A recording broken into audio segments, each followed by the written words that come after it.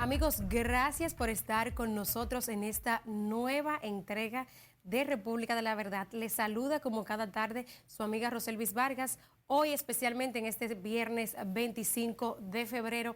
Señores, y qué rápido se ha ido el mes. Yo siento literalmente como que si fue ayer que arrancamos febrero, este segundo mes del año, y ya miren cómo vamos concluyendo. Estamos apenas a 2 días de la rendición de cuenta que debe tener el presidente Luis Abinader ante la Asamblea Nacional.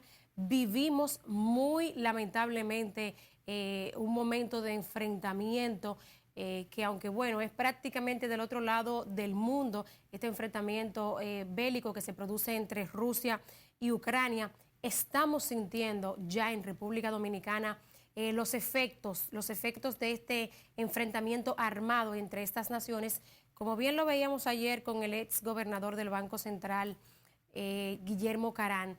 Y miren, a mí particularmente ante todo lo que hemos visto desde el pasado martes, cuando el presidente Vladimir Putin fue autorizado por el Parlamento de su país a usar las fuerzas militares rusas fuera del país, todo lo que hemos visto desde ese momento en que los senadores rusos le aprobaron esa petición al presidente Putin, desde el martes hacia acá, todo esto que ha sucedido sin duda que yo creo que conlleva las oraciones de todos los creyentes alrededor de todo el mundo, porque a pesar de que Putin alega que lo hace para cuidar los civiles que están en la zona en conflicto, sin duda que ver las vidas que se han perdido, no solamente de civiles hasta el momento, sino también de soldados ucranianos que, bueno, intentando defender la soberanía de su país, pues bueno, se pierden vidas. Entonces, mi llamado particularmente es a que elevemos nuestras oraciones, a que incluyamos en nuestras peticiones a los hombres y mujeres y especialmente a los niños que pudieran ser alcanzados por este conflicto armado en esta zona de Ucrania, y bueno, los rusos que también pudieran terminar perjudicados. Y claro, también decirlo, los países del resto del mundo que de manera directa o indirecta pues vamos a sufrir las consecuencias de este enfrentamiento en el aspecto económico y en muchos aspectos más, porque hasta la seguridad alimentaria pudiera verse comprometida en algunas naciones que tienen dependencia directa de estos países en este conflicto.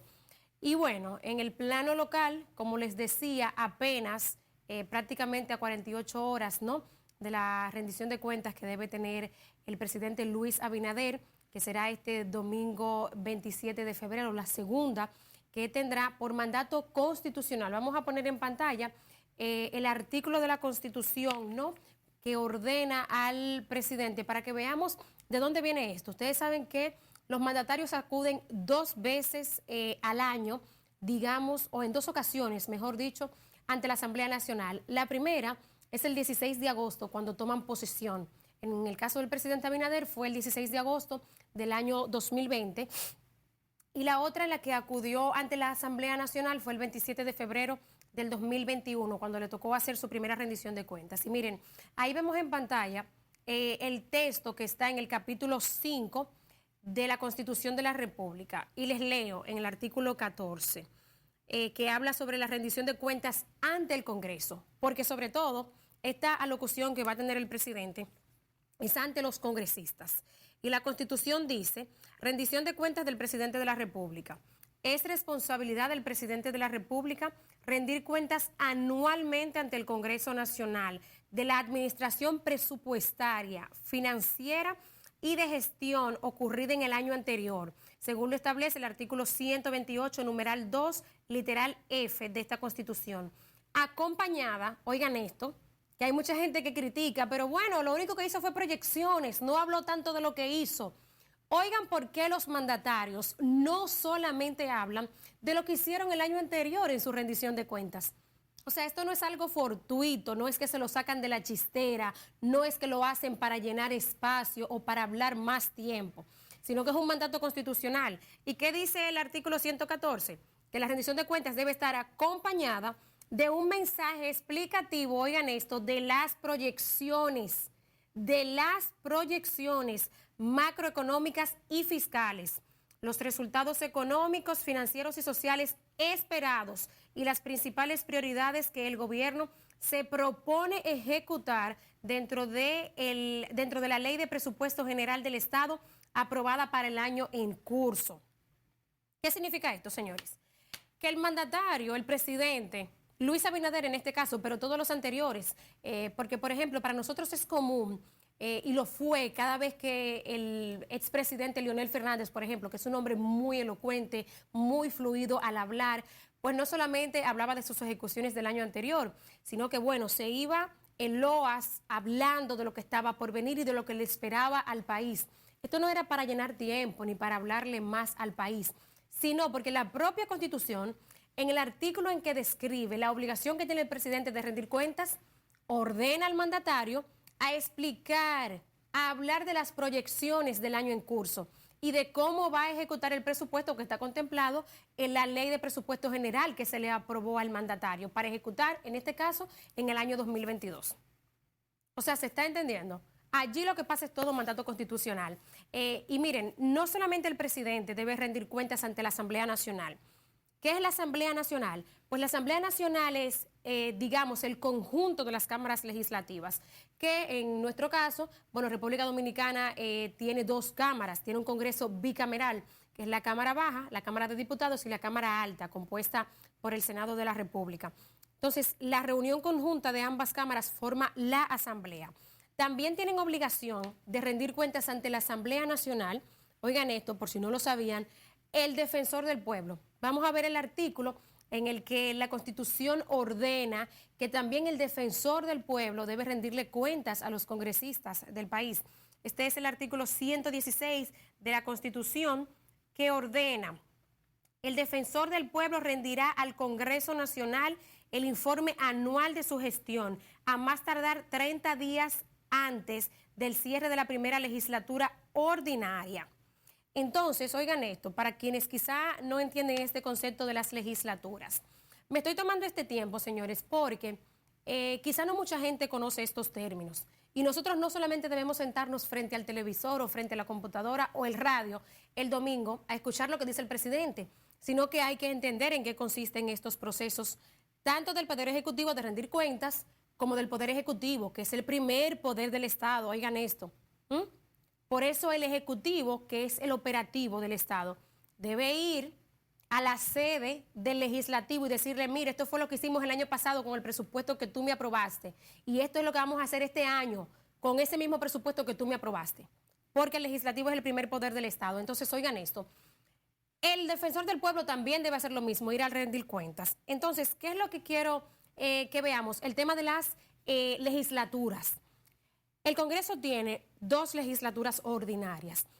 Una que inicia el 27 de febrero, por eso este domingo los legisladores prácticamente han estado de vacaciones, si se quiere, porque luego de que cerró la legislatura que abrió el 16 de agosto, que es lo que iba a proceder a explicar, una legislatura empieza el 27 de febrero y dura, vamos a ver si tengo el dato aquí, el 16 de agosto.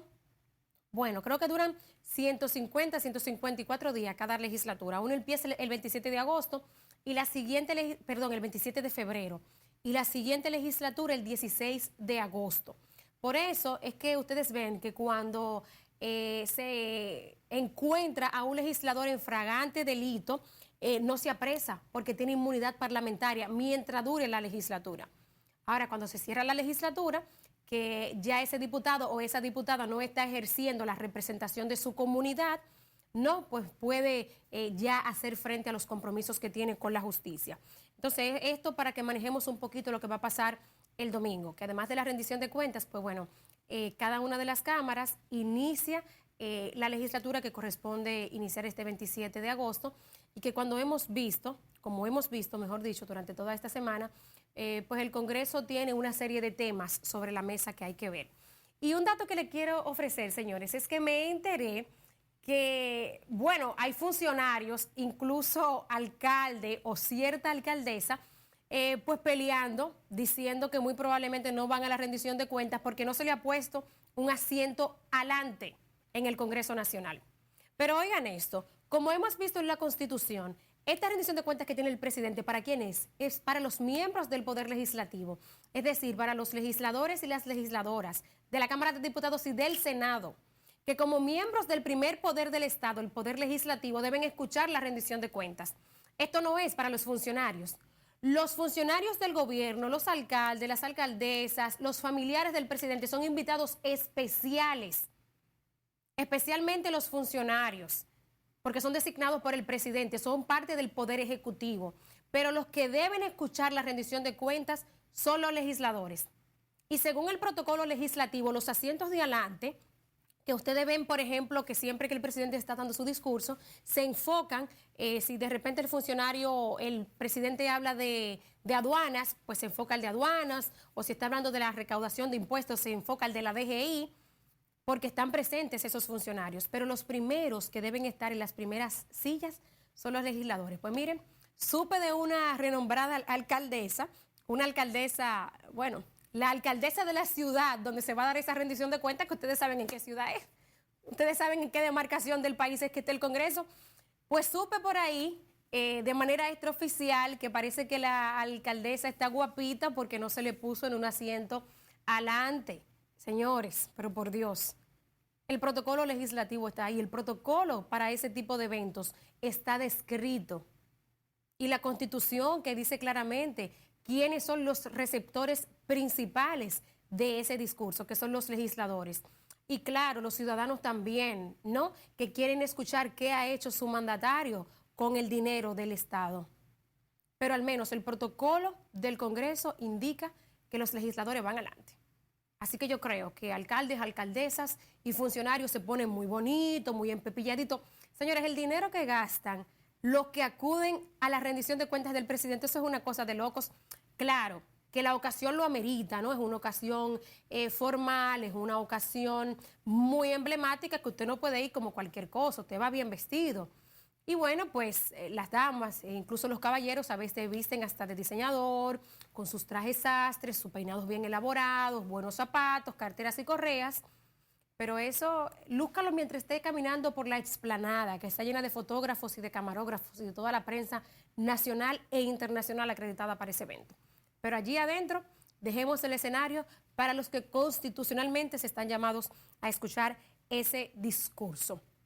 Y bueno, hasta ahí lo dejamos. No sin antes invitarles a que el próximo lunes 28 vamos a tener un programa especial aquí en República de la Verdad para analizar el discurso del domingo 27. No voy a estar yo sola aquí, claro, con un monólogo, sino que voy a tener algunos invitados especiales con diferentes perspectivas, no para que analicemos lo que nos va a tocar escuchar este domingo de parte del mandatario. Y bueno, amigos, dejando esa invitación hecha para que nos sintonicen el próximo lunes en ese programa especial, quiero ahora que veamos, porque no hay que cogerlo un poquito suave, estas imágenes del evento de la compañía Pernod Ricard que arribó a sus 20 años esta semana con una celebración muy bonita que se realizó en el Hotel El Embajador, toda una gala. Una cena gala. Esta compañía Pernod Ricard, como les decía, celebró 2 décadas en el mercado dominicano. Y bueno, a esta gala asistieron invitados especiales, ejecutivos de la empresa, consumidores también que disfrutaron de toda esta velada. La country manager de Pernod Ricard Dominicana, Elena Dionisio, dio la bienvenida a los asistentes, ¿no?, a esta celebración de sus 20 años. Y ella decía, bueno, ahí la vemos en pantalla, ella decía, Pernod Ricard es la empresa de la industria con el portafolio más grande y completo del mundo, en todas las categorías y con más de 240 marcas. En República Dominicana trabajamos orgullosamente con 20 marcas globales. Muy bonita la gala. Vamos a escuchar un poquitito, ¿no?, de las declaraciones que dio la country manager y también de los demás asistentes que tuvieron participación. Adelante. Que se han creado durante el proceso. Así les pido un gran aplauso para Daira Acosta, Anabel Gariar, Mario Canés, Juanma y sus equipos, que lo merecen.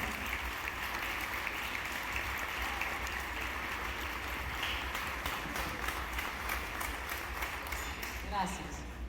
Hemos hecho muchos amigos en este viaje de 20 años. Y hoy recibimos muchos más en nuestra gala. Disfruten de esta noche, pues todo lo que hemos preparado es para ustedes. Y ahora les presento y les dejo en la compañía de nuestros tres magníficos. Gilles Bogart, Chairman and CEO de Mer Latam de París, Nicolas Payet, el CEO de North Latam de México, y David Mizrahi de Central América y Caribe. Por favor, señores, me acompañen. Gracias y vamos con más 20 años.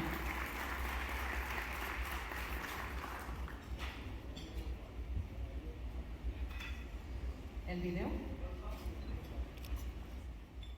Muy linda con su acento francés, Elena Dionisio, Country Manager en República Dominicana de Pernod Ricard. Felicidades para ellos en su 20 aniversario. Amigos, y a ustedes no se despeguen porque vamos a estar conversando en este programa con el director de Relaciones Interinstitucionales del Gabinete de Política Social, el señor Carlos Zapata, quien además es dirigente político y comunitario del municipio de Santo Domingo Este. No se despeguen.